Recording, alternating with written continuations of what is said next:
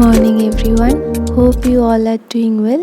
সবাইকে নমস্কার এবং ওয়েলকাম আমার চ্যানেল জিপি রিয়াতে। আজ রবিবার, ঘুম থেকে উঠে যেটা প্রথম কাজ জল গরম করে খাওয়া।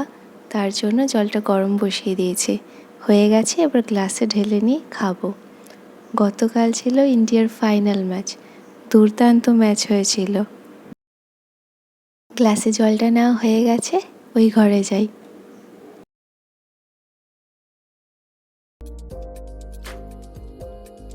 ম্যাচটা তো প্রত্যেকেই দেখেছো, আমরাও দেখছিলাম, কিন্তু প্রথম থেকে একদম শেষ অবধি যে দেখেছি সেটা বলতে পারছি না। কেন বলতে পারছি না তার কারণটা বলছি। তার আগে জল খাওয়া হয়ে গেছে, এবার একটু ছাদ থেকে ঘুরে আসি, গাছগুলোকে একবার দেখে আসি। চলে এসেছি ছাদে গাছগুলোকে দেখতে। কালকেও বেশ ভালো বৃষ্টি হয়েছিল, আজকে সকাল থেকে বৃষ্টিটা একটু কমেছে। এটা কি গাছ বুঝতে পারছো? এটা হচ্ছে ব্রাহ্মী শাক। বৃষ্টি হচ্ছে দেখে জল জমে গেছিলো বলে আমি ব্রাহ্মী শাকের কন্টেনারটা শেডের তলে রেখে দিয়েছিলাম। এখন বৃষ্টিটা কমে গেছে, তাই আমি শেডের থেকে বার করে একটু রোদের জায়গায় রেখে দিলাম। অনেকটাই ব্রাহ্মী শাক হয়ে গেছে, এবার এটাকে একটু তুলে খেয়ে নিতে হবে, নয়তো গাছগুলো আবার বাড়তে চাইবে না। এটা হচ্ছে সেই বেগুন গাছটা। গাছটায় হঠাৎ করে এত পোকা হয়ে গিয়েছিল যে বলার মতো নয়। পাতাগুলোকে পুরো ঝাঁঝরা করে দিয়েছিল। 2 দিন ধরে স্প্রে করে তারপরে গাছটা ঠিক হয়েছে, মানে পাতায় যে পোকাগুলো ছিল সেগুলো মরেছে। আজকে আবার ভালো করে দেখছিলাম, উল্টে উল্টে দেখছি কয়েক জায়গায় একটু একটু পোকা হয়েছে। আজকে আবার স্প্রে করে দিতে হবে। পোকা হয়ে গেছিলো বলে কুড়ি আসাও বন্ধ হয়ে গেছিলো। এখন দেখছি গাছে 2-1টা কুড়ি এসছে, কিন্তু স্প্রে না করলে এগুলো ঝরে যাবে আবার।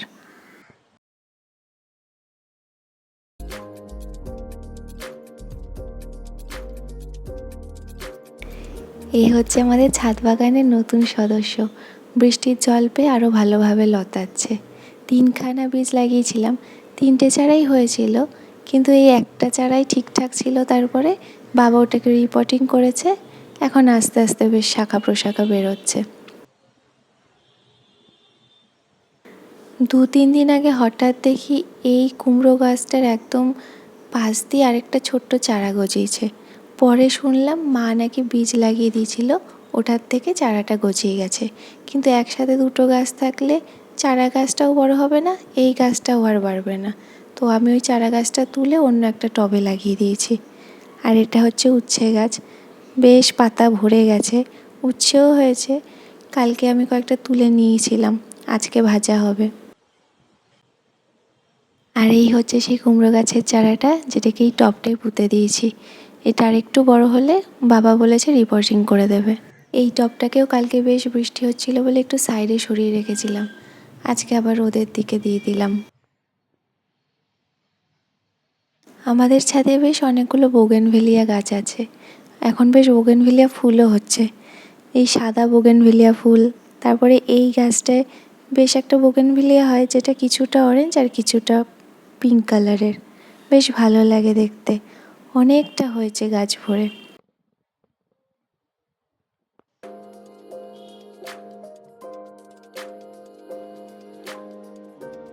এটা পাশে আরেকটা বোগেনভেলিয়া, এটা পুরো রানী কালারের, একদম থোকা ভরে ফুল হয়।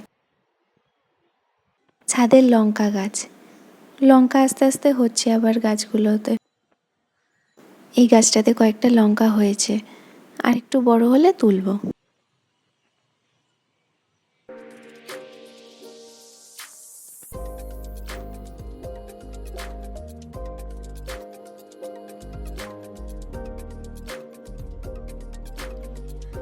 ওই কোণা দিয়ে আরও 2টো গাছ আছে লঙ্কার, একটা গ্রো ব্যাগেই 2টো গাছ।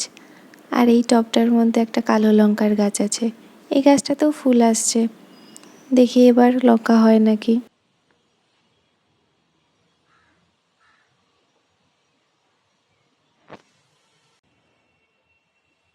গাছ ভরে এখন বেলফুল হয়, কত কুড়ি এসছে এই বেলফুল গাছটার মধ্যে। ওদিকে আরেকটাও বেলফুল গাছ আছে।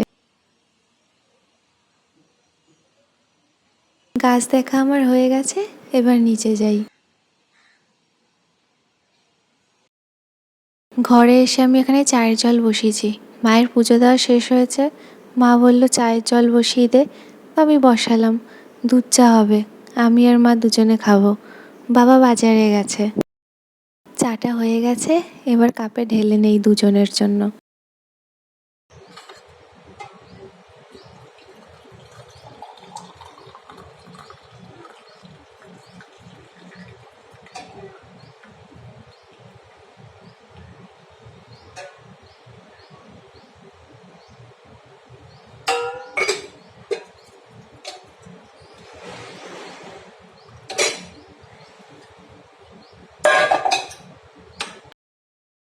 চা বিস্কুট খেয়ে মা এখানে ব্রেকফাস্ট বানাচ্ছিল।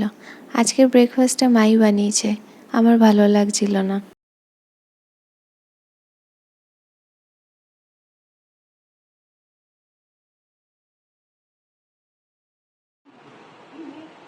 বাবাকে দিয়ে আসলো।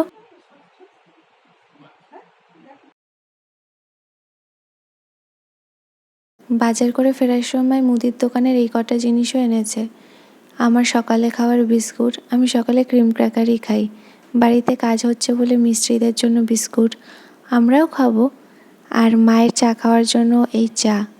বাবাও সকালে লিকার চাই খায়। টাটা টিয়ের এই প্যাকেটগুলো খুব ভালো লাগে, গত বছর থেকে দেখছি। এই আঁকাগুলো খুব সুন্দর লাগে না? আর এই গ্রিন টিটা, যেটা রোজ সন্ধ্যায় বাবা খায়, আমি আর মা কদাচিৎ খাই।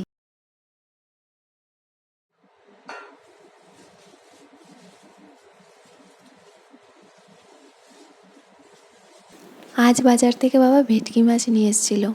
বলল যে মাছটা একটু পরিষ্কার করে ধুয়ে দিতে। তার জন্য আমি একটা বাটিতে ভিনিগার নিয়ে তার সাথে জল মিশিয়ে মাছটা কিছুক্ষণের জন্য চুবিয়ে রাখছি। এতে যে টাটকা মাছে নাল নাল ব্যাপারটা থাকে সেটা তাড়াতাড়ি পরিষ্কার হয়ে যায়। পরে অবশ্য মাই মাছটা পরিষ্কার করে ধুয়ে রেখেছিল, আমাকে আর পরিষ্কার করতে হয়নি।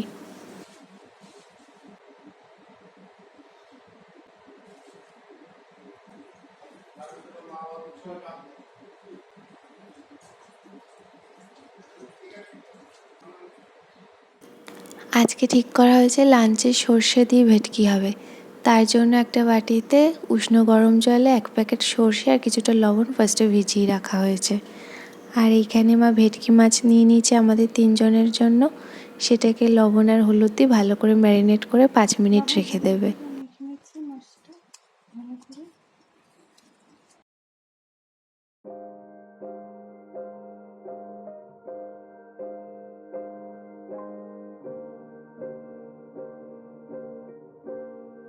ম্যারিনেট করা কমপ্লিট, এবার এটা কিছুক্ষণ রেখে দেবে।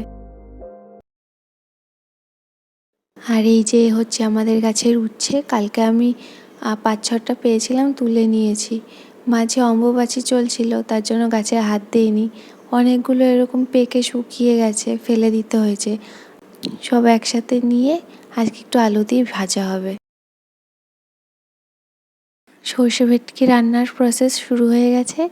কড়াই গরম করে তার মধ্যে তেল দিয়ে মাছ ভাজা চালু হয়ে গেছে।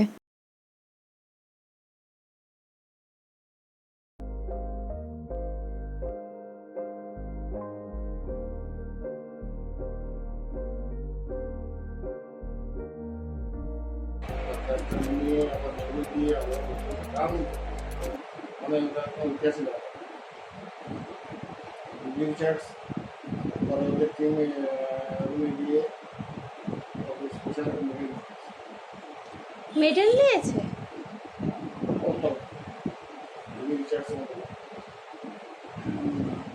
ওই সূর্যকে।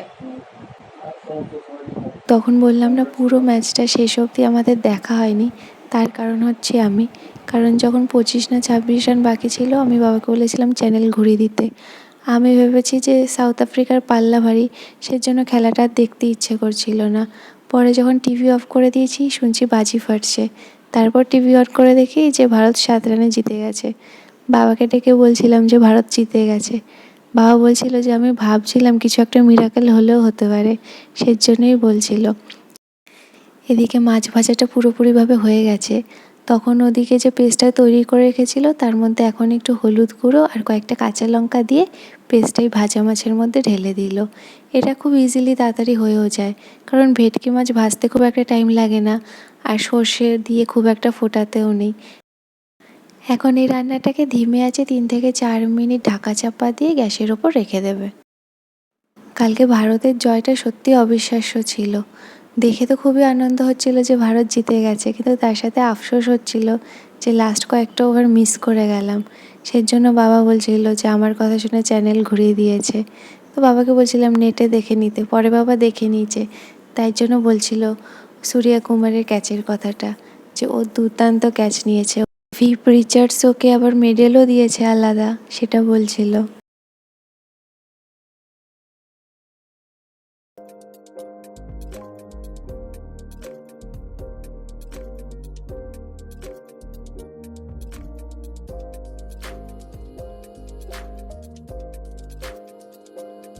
এখানে সর্ষে ভেটকি পুরোপুরিভাবে কমপ্লিট হয়ে গেছে। এবার একটা বাটিতে নামিয়ে রাখবে।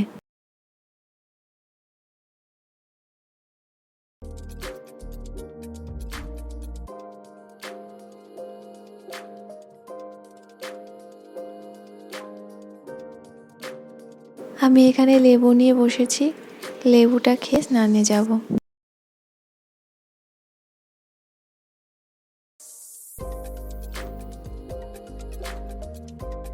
লাঞ্চে বসবো সবাই, মা ভাত বাড়ছে আর এদিকে টক দই মিষ্টি।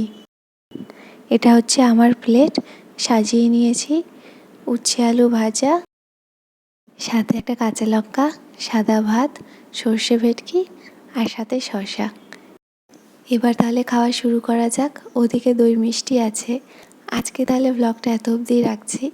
এত অবধি আমার ব্লগটা দেখার জন্য সবাইকে অসংখ্য ধন্যবাদ। যদি এই ব্লগটা ভালো লেগে থাকে তাহলে আমার চ্যানেলটাকে সাবস্ক্রাইব এবং লাইক কমেন্ট শেয়ার করে আমার পাশে থাকার অনুরোধ রইল। দেখা হচ্ছে নতুন কোনো ব্লগে। ততক্ষণ take care of yourself, কারণ self love is the key to a joyful life.